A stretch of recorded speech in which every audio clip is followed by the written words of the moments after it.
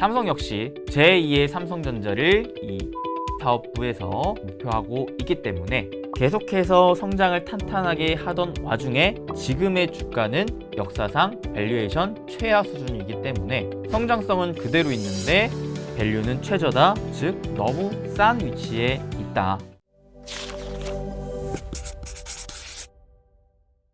수빈쌤, 오늘 어버이날이잖아요. 요즘 꽃값이 비싸서 현금이나 건강식품을 드린다던데 생각하신 거 있으세요? 일단 어버이날 선물하면 현금이 짱이죠. 그리고 최근에 제가 또 엄선에서 찾았던 또 태극사기 홍삼도 같이 드리지 않을까 싶긴 합니다. 아, 맞다. 우리 여러분들 최근에 저희 부자TV에서 우리 구독자 여러분들을 위한 이벤트 열어드렸었잖아요. 그래서 책 증정 이벤트랑 홍삼 증정 이벤트 했었는데 이게 여러분들께서 신청만 하시고 당첨자 공지가 됐는데 따로 연락을 안 주시거든요.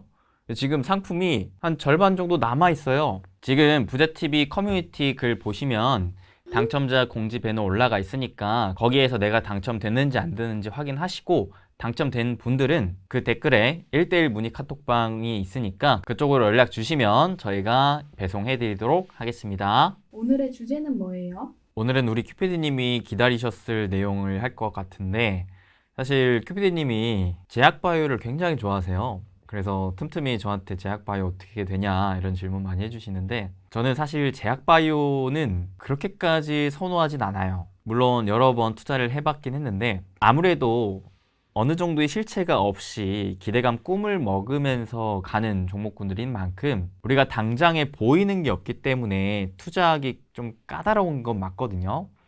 그리고 제약바이오는 그 꿈을 잡기 위한 계속적인 연구개발 투자가 선행해야 되는 섹터인 만큼 그 개발에 필요한 투자금이 어느 정도 일정하게 계속 들어오는 시장이어야 해당 기업들이 계속 연구개발을 할 수가 있고 그로 인해 성과를 낼 수가 있는 판이 깔리기 때문에 지금처럼 고금리에 대출받기도 어렵고 사람들이 위험자산에 투자하는 심리 자체가 많이 죽어있는 상황에서는 제약바이오가 큰 힘을 받기 어렵거든요. 그래서 제가 금리가 좀 많이 낮아지거나 아니면 코로나와 같이 특별한 이슈가 생긴다거나 하는 게 아니라면 제약바이오는 가급적 얘기를 안 하려고 했는데 이거는 여러분들께 얘기를 해드려도 되겠다, 해드려야 하겠다 라고 생각했던 바가 있었기 때문에 오늘 오랜만에 한번 제약바이오 다뤄보도록 하겠습니다. 그럼 본격적인 시청 앞서서 돈 드는 거 아니니까 좋아요, 구독, 알림 설정 부탁드리겠습니다. 감사합니다. 제가 최근에 평생 써먹는 박스권 매매법이라는 강의를 해드리면서 그때 당시 알려드렸던 게 이러한 박스 장세, 종목 장세에서는 상승할 때 주도주가 있고 다시금 시장이 하락 조정을 받을 때 그 주도주들을 중심으로 하락 조정이 크게 나올 수 있다. 그리고 반대로 다시 한번 이 하락 조정이 나온 끝에 다가올 상승장에서는 기존의 주도주가 아닌 새로운 주도주가 다시금 올라갈 가능성이 높다라는 개념을 알려드렸었는데요. 실제로 그렇게 저 또한 계속해서 다음은 뭘까? 다음은 뭘까?에 대한 공부와 생각을 하는 와중 제약바이오도 계속적으로 눈에 들어오더라고요. 우선 우리 여러분들께서 아셔야 될 개념이 건강보험 지출액이 점차 많아지고 있는 시대적인 상황에 고령화 시대로 인한 노령 인구가 늘어나고 있는 국면이기 때문에 제약업종은 매년 꾸준한 성장을 할 수밖에 없는 구조이거든요. 그래서 과거 코로나 때 당시에는 제약바이오 업종이 굉장히 고평가 논란이 있었고 실제로 거품이 많이 껴 있었던 섹터였는데 지금은 그와 반대죠. 계속해서 성장을 탄탄하게 하던 와중에 지금의 주가는 역사상 밸류에이션 최하 수준이기 때문에 성장성은 그대로 있는데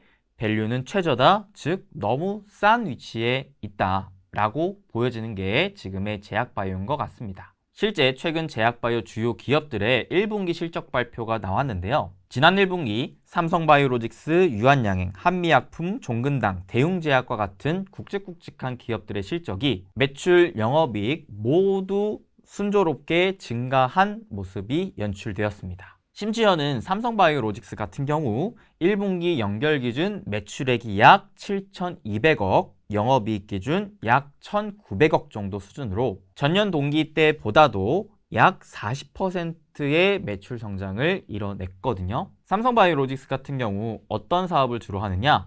위탁 개발 생산 CDMO 사업을 합니다. 이게 무슨 사업이냐면 다른 제약 기업들이 나는 이런 신약을 만들고 싶은데 이런 약품을 만들고 싶은데 근데 이걸 만들 수 있는 아이디어는 있는데 어떻게 만들어야 될지에 대한 그 방법은 알 것 같은데 이런 약품을 만드는 실질적인 환경이 조성되기가 매우 어려우니까 다른 기업에 이 생산을 위탁해서 맡기는 겁니다. 그거를 삼성바이오로직스가 가지고 오는 것이고, 삼성이 가장 잘하는 게 뭡니까? 삼성전자도 그렇지만 이것 좀 만들어주세요 라고 했던 것들을 체계적인 시스템 하에서 원가는 최대한 낮추고 생산 효율은 높이면서 수많은 공장을 기반으로 찍어내는 걸 가장 잘하지 않습니까? 그러한 삼성이 이런 반도체에 있어서의 생산 DNA를 가지고 새롭게 뛰어든 게 이 바이오 사업이었는데, 바이오 사업 중에서도 이런 위탁 생산, 즉 CDMO의 사업부를 토대로 안정적인 성장을 하고 있는 게 바로 이 삼성바이오로직스인 것이고, 이번에 특히나 실적이 좋게 나온 이유를 물어보니까 업체 측에서는 원료 의약품 판매가 증가를 했고 환율 상승 영향으로 인해서 매출과 영업이익이 증가했다라고 얘기를 해줬습니다. 특히나 영업이익은 1, 2, 3 공장이 풀 가동이 되면서 운영 효율을 극대화한 결과 큰 폭의 증가세를 보였다라고도 얘기를 해줬는데요. 가뜩이나 고금리 경기 침체 국면으로 기업이 실적을 내는 게 굉장히 어려운 상황임에도 불구하고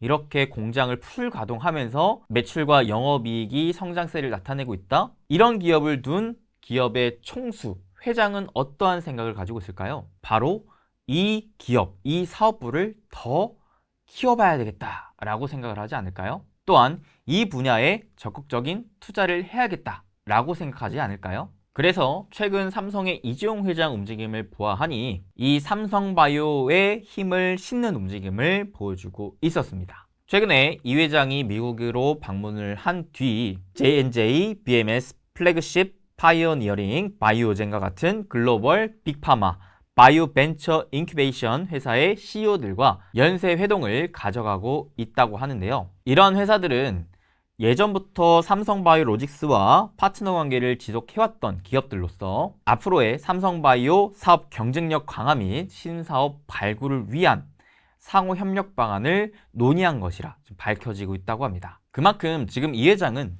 삼성바이오 사업에 대해서 추가적인 투자 움직임을 간접적으로 보여주고 있다 생각이 드는데, 이 타이밍이 또 기가 막힌 게 아까 제가 삼성바이오로직스의 1, 2, 3 공장이 모두 풀 가동되고 있다고 했죠. 근데 여기에 4공장이 작년부터 6만 리터 규모의 부분 가동을 시작을 했는데 바로 다음 달부터 나머지 18만 리터의 가동을 시작할 예정이거든요. 그렇게 이 4공장이 완공이 되면 삼성바이오로직스의 총 생산 능력이 60만 4천 리터로 압도적인 글로벌 1위가 됩니다. 아무튼 기업 총수 입장에서 지금 공장들이 다 풀가동되고 있는 상황에 바로 다음 달 추가적인 공장을 돌려야 하는 상황에 직면해 있는 와중에 즉각적으로 이 공장이 완공됨과 함께 공장을 돌리고 싶어 하겠죠. 그 움직임을 이번에 미국에 방문하며 다양한 바이오 기업들과 만나면서 기존의 고객사들한테 이번에 우리 공장이 다음 달에 완공이 되는데 또 맡기실 거 없습니까? 라는 식으로 얘기를 나눌 가능성이 높았다는 것입니다. 실제로 이 4공장은 글로벌 제약사 9개사와 12개 제품에 대해 수주 계약 체결을 이미 완료를 했고요. 추가로 29개 이상 잠재 고객사와 44개 제품 생산을 협의 중인 상황이기 때문에 이미 1, 2, 3 공장이 풀 가동되고 있는 상황에서 충분히 4공장의 수주 역시도 원만하게 이루어질 것으로 예상이 되고 있는 상황인데, 여기에 이 회장은 추가적인 5공장까지도 기대를 하고 있는 입장이기 때문에 어떻게 해서든 공장을 계속 더 짓고 이를 풀 가동시켜서 되는 사업에서 계속 돈을 창출해내기 위한 움직임을 보여주지 않을까라고 기대가 됩니다. 실제로 과거 이 회장은 뉴 삼성으로 향해 가는 포부를 밝히면서 예전부터 반도체, 2차전지 배터리에 이어서 바이오에서 제2의 반도체 신화를 누리겠다, 목표하겠다 하면서 공격적인 투자를 하고 있는 상황이거든요. 근데 이 바이오 산업은 원체 생산 기술과 R&D 역량은 물론 장기적인 협업을 위한 신뢰성과 평판 구축이 필수적이기 때문에 아무래도 진입 장벽이 매우 높은 분야인데, 자, 이를 해소하기 위해서 예전부터 삼성은 이 회장이 직접 발로 뛰어다니면서 영업을 하고, 그렇게 현재 글로벌 1위의 CDMO 기업으로 도약할 수 있었는데, 여기에서 이 회장은 멈추는 게 아니라 오히려 더 나아가기 위해서 지금까지도 계속 직접 발로 뛰고 있다라고 보시면 되겠습니다. 그만큼 이 회장은 반도체뿐만 아니라 이 바이오 사업에도 굉장히 진심이고 전력을 다하고 있다라고 느껴지기 때문에 대한민국 국민 입장으로서 이러한 삼성의 이 바이오 사업에 응원을 해줘야 된다고 생각을 하고요. 삼성 역시 제2의 삼성전자를 이 바이오 사업부에서 목표하고 있기 때문에 앞으로도 어떻게든 이 바이오 사업부를 계속해서 키우지 않을까라는 생각이 듭니다. 근데 삼성 바이오로직스는 너무 많이 올라서 부담스러운데 관련된 수혜주는 없을까요? 그렇죠. 아무래도 삼바 같은 경우에는 경기가 안 좋음에도 불구하고 증시가 빠짐에도 불구하고 워낙 탄탄한 실적을 기반했기 때문에 주가가 고점에서 많이 떨어지진 않았어요. 그래서 신규 투자 입장에서는 조금은 부담되는 건 사실인 것 같습니다. 근데 이와 반대로 삼성바이오로직스 관련된 수혜 기업인데 주가가 이제야 바닥에서 올라오려고 하는 기업들이 몇몇 보이더라고요. 그 중에 대표적인 두 개 기업을 그냥 소개만 해드리자면 첫 번째는 일신바이오라는 기업이 있습니다. 이 기업은 제약과 식품 산업용 동결 건조기를 연간 200대 이상 생산해서 판매하는 기업이거든요. 근데 이 일신바이오의 초저온 냉동고 동결 건조기가 세계 인류 상품으로 선정될 정도로 기술력이 매우 높다고 합니다. 그래서 전체 매출액의 절반 이상을 동결 건조기가 약 20% 정도를 초저온 냉동고가 차지하고 있는데, 이 식품뿐만 아니라 제약 쪽으로도 이런 동결 건조기 냉동고가 굉장히 많이 필요한지라 일신바이오의 실적이 여전히 탄탄하게 계속 이어지고 있다고 합니다. 그리고 지금 같은 경기가 어려운 상황에서는 자본력이 탄탄하고 현금 흐름성이 좋은 기업을 우리가 가급적이면 투자해야 되는데, 일신바이오의 현금 흐름이 굉장히 또 양호하다. 또한 높은 기술력을 기반으로 이렇게 건조기 냉동기를 파는데도 불구하고 영업이익률이 무려 25에서 30% 가까이 나오는 굉장히 탄탄한 기업이다 라고 보시면 될 것 같습니다. 근데 이 기업이 어떠한 연관성이 있느냐? 바로 삼성바이오에 동결 건조기를 공급한다라는 모멘텀이 있다는 겁니다. 이 삼성바이오 입장에서 앞으로